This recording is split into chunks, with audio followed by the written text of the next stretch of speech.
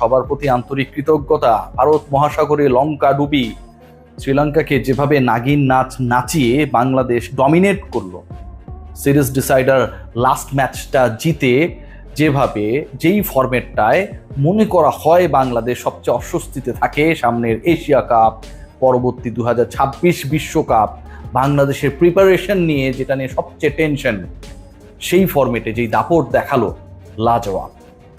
প্রেমাদাসা স্টেডিয়ামে টি-20 ফরম্যাটে সর্বোচ্চ রানের রেকর্ডটা বাংলাদেশের, সেটাও আবার রেকর্ড করে 214 করেছিল শ্রীলঙ্কা। 2018-তে টপকে যায় বাংলাদেশ।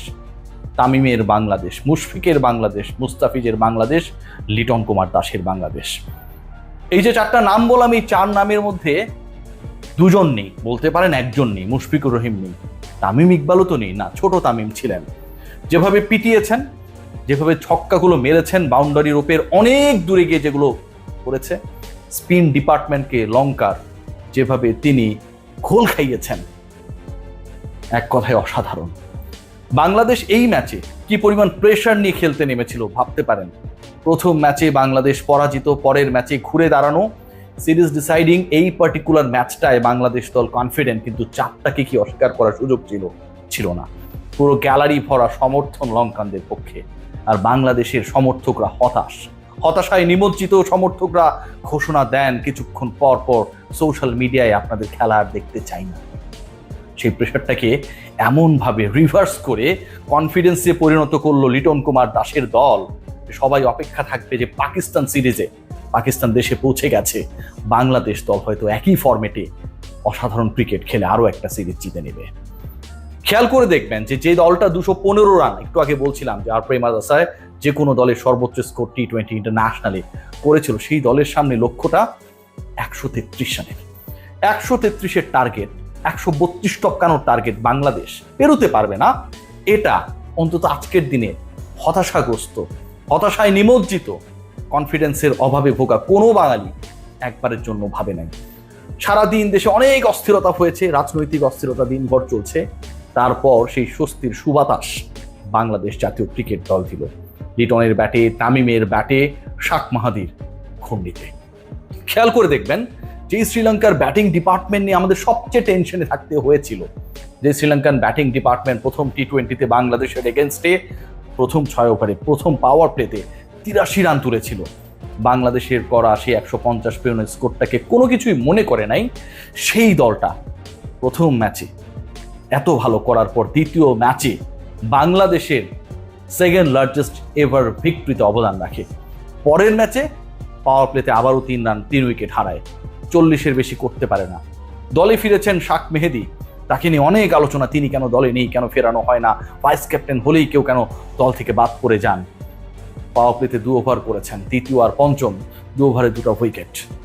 এরপরে তাকে আবারও নিয়ে আসা হয়েছিল, আবারও 2 ওভার করেছেন, পরের 2 ওভারেও 2টা উইকেট। এই যে 4 ওভার করা একজন স্পিনার, যার ওভারের খাতা শেষ হয়ে গেছে 11 ওভারের মধ্যেই, প্রথম 5 ব্যাটার বিদায় নিয়েছেন, সেই শাক মেহেদির লাস্ট ওভার পর্যন্ত তার 4টাই তার শিকার। প্রত্যেকটা ইন্ডিভিজুয়াল ওভারে শাক মেহেদি এক একজন ব্যাটারকে ফিরিয়েছেন। তার মধ্যে ফেলকি ছিল, আনন্দ ছিল, উদযাপনের উপলক্ষ ছিল, এবং শ্রীলঙ্কান ব্যাটিং ডিপার্টমেন্ট বাংলাদেশের স্পিনকে, শাক মেহেদির স্পিনকে রিড করতে যে অথর্বতার পরিচয় দিয়েছে, সেটা নিদর্শন ছিল। চারিত আসালাঙ্কা যেভাবে বোল্ড হয়েছিল, যেভাবে বলের লাইন বুঝতে, মায়াবী স্পিন বুঝতে ব্যর্থ হয়েছে, দেখলেই ভালো লাগে। মনে হয় আরো কয়েকবার রিপ্লেটা হোক, স্লো হোক, ফাস্ট হোক, রিয়েল টাইম হোক, আরো একবার দেখি। নিশাঙ্কাকে নিয়ে যখন শঙ্কা জেগেছিল, সেই শঙ্কা নিশাঙ্কাকে ফিরিয়ে দূর করেছিলেন শাক মেহেদি। করেন বোল্ড, মায়াবী স্পিনে, আনরিডেবল বল।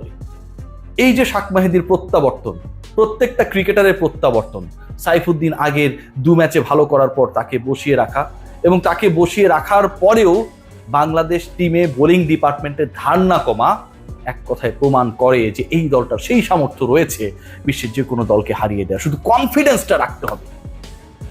খেয়াল করে দেখবেন বাংলাদেশের বোলিংটাই আজকে বাংলাদেশকে পুরো ম্যাচ জেতাতে বড় ভূমিকা রেখেছে। শেষ ওভারটায় যদি শরীফুল 22 রান না দিতেন, তাহলে 132-এর যে স্কোরটা লঙ্কানরা করেছে, সেটা 120 হতো কিনা সেটা নিয়েও সন্দেহ ছিল। যাই হোক, শরীফুলকে মার্সি করাই যায়। বাংলাদেশের ব্যাটিং শুরুতে প্রথম বলেই পারভেজ হোসেন ইমন LBW কি একটা বিশাল আঘাত, তুষারার বলের লাইন মিস করলেন, ভেতরে ঢোকা বল আরো একবার মিস করলেন, পারভেজ হোসেন ইমন আউট হয়ে গেলেন।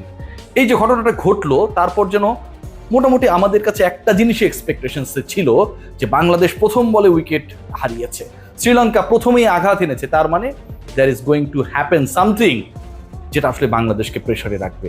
লিটন কুমার দাস ক্যাপ্টেন এবং তানজিদ হাসান তামিম, যেই তামিম না থেকেও বাংলাদেশ দলে একজন তামিম থাকেন, বড় তামিম নেই, তিনি কোয়াপ নিয়ে ব্যস্ত, ছোট তামিম ব্যস্ত কলম্বোতে তার অ্যাসাইনমেন্টে। তানজিদ তামিম লিটন কুমার দাস 74 রানসের পার্টনারশিপ, 26 বলে 32 করে লিটন ফিরে গেলেন, তামিম রয়ে গেলেন, 50 করলেন, পেটালেন, বলগুলোকে বাউন্ডারি সীমানার অনেক বাইরে পাঠালেন এক একটা ছক্কা মেরে। শাক মাহেদির বল দেখে শ্রীলঙ্কান স্পিনাররা যারা স্বপ্ন দেখছিল যে তাদের বলও ওই উইকেটে ধরবে, ঘুরবে আর বাংলাদেশ ভেলকিতে পরাস্ত হবে, সেই তাদেরকে তানজিদ হাসান তামিম বাস্তবতায় নিয়ে আসলেন। এক একটা বল যখন বাউন্ডারির ওপারে গিয়ে পড়ছিল, ছক্কা মারছিলেন, হাফ সেঞ্চুরি করলেন 27 বলে। এই 27 বলে হাফ সেঞ্চুরি করতে গিয়ে 192 স্ট্রাইক রেটে 27 বলে 52 করতে গিয়ে তিনি ছক্কা মেরেছেন 5টা। বিশাল ছক্কা ভাই, যে নাগিনগুলো ঘুরে কাউয়াকে আশেপাশে নিয়ে বিভিন্ন নিউজ মিডিয়া রিলসে আমরা দেখি, তার থেকেও অনেক বড় বড় ছক্কা, 4 মেরেছেন একটা। তানজিদ হাসান তামিম আর পারভেজ হোসেন ইমন আমার খুব ফেভারিট দুজন ক্রিকেটার, বিধ্বংসী, কাউকে গোনার সময় নেই। ঠিক যে সময়টায় বাংলাদেশের শূন্যতে প্রথম বলে উইকেট পড়ে যায়, পার্টনারের বিদায়ের পরেও আরেকজন বিধ্বংসী রূপে, সুনামি রূপে শ্রীলঙ্কাকে লন্ডভন্ড করে দেন, নিশাঙ্কার দলকে লন্ডভন্ড করে দেন, আসালাঙ্কাদের দলকে লন্ডভন্ড করে দেন। বাংলাদেশের উইনিং মোমেন্টের সেট আপটা হয়ে যায় ঠিক ওই জায়গাটায়। অসাধারণ বলের পরে অসাধারণ ব্যাটিংটা খুব দরকার ছিল। বাংলাদেশ হচ্ছে অনেকটা দুঃখিনী সন্তান, সাবানার সেই সেলাই মেশিনের মতো, সেলাই করেন, কাপড় বানান, সংসার চালান, বাবা অসুস্থ হয় তার জন্য চিকিৎসার সংস্থান করেন, কত কিছু করা লাগে না, নুন আনতে পান্তা ফোড়ায়। বাংলাদেশের ব্যাটিং হয়তো বোলিং হয় না, বোলিং হয়তো ফিল্ডিং হয় না, নুন আনতে পান্তা ফোড়ায়। আজকের বাংলাদেশ যেন ধনী বাংলাদেশ, রিচ বাংলাদেশ, কারণ যেই মাঠে বাংলাদেশ 215 করতে পারে, 214 টপকাতে পারে, সেই বাংলাদেশ অন্তত সাবানা আমলের সেলাই মেশিনের বাংলাদেশ না। ভাবার কোনো কারণ নেই। লিটন কুমার দাস যে ইনিংসটা খেলেছেন, হয়তো স্ট্রাইক রেট নিয়ে একটু কষ্ট থাকতে পারে, কিন্তু যেভাবে তিনি অ্যাটাক করেছেন, তানজিদ হাসান তামিম অ্যাটাক করার আগে লিটন কুমার দাস অ্যাটাকটা শুরু করেছেন, এতে বাংলাদেশের মোমেন্টামটা সেট হয়ে গেছে সেই পাওয়ার প্লেতেই। যেই পাওয়ার প্লেতে 6 ওভারে 40-এর বেশি করতে পারে নাই শ্রীলঙ্কা, হারিয়েছিল 3 উইকেট, বাংলাদেশ করেছে 1 উইকেট হারিয়ে 47, এবং সেই একটা উইকেট, প্রথম উইকেটটা ইনিংসের প্রথম বলে বাংলাদেশ হারায়। টি-20 সিরিজ জয় আরো একটা, যেই দলটা ইউএইর বিপক্ষে টি-20তে পরাজিত হয়েছিল, পাকিস্তানের সাথে পাত্তা পায় নাই, যেই দলটা ওয়ানডে সিরিজে 5 রানের মধ্যে 7 উইকেট হারিয়ে বিশ্ব রেকর্ডের জন্ম দিয়েছিল, যেই দলটা টি-20 সিরিজ শুরুই করেছিল শ্রীলঙ্কানদের বিপক্ষে বাজে পরাজয়ে, পাওয়ার প্লেতে 83 রান দিয়ে, সেই বাংলাদেশ নতুন বাংলাদেশ, শাক মাহিদির বাংলাদেশ, তানজিদ হাসান তামিমের বাংলাদেশ, লিটন কুমার দাসের বাংলাদেশ, কিংবা রিশাদ মুস্তাফিজের বাংলাদেশটা সত্যি অন্যরকম। শুধু আত্মবিশ্বাসটা যদি তারা তাদের বুকে রাখে, এই বাংলাদেশকে মাথা নিচু করানোর ক্ষমতা কারো নেই।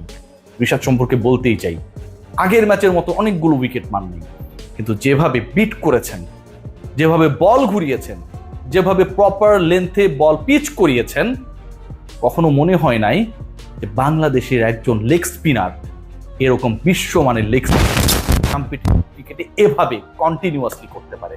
Hats off to him.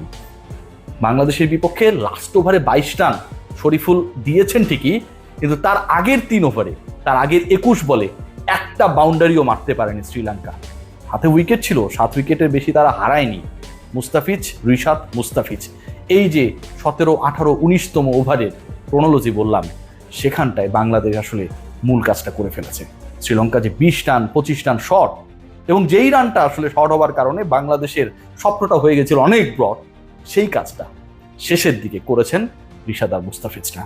Hats off to Bangladesh, hats off to Shak Mehedi, Liton Kumar Das, and my brother Tanzid Hasan Tamim. সবাই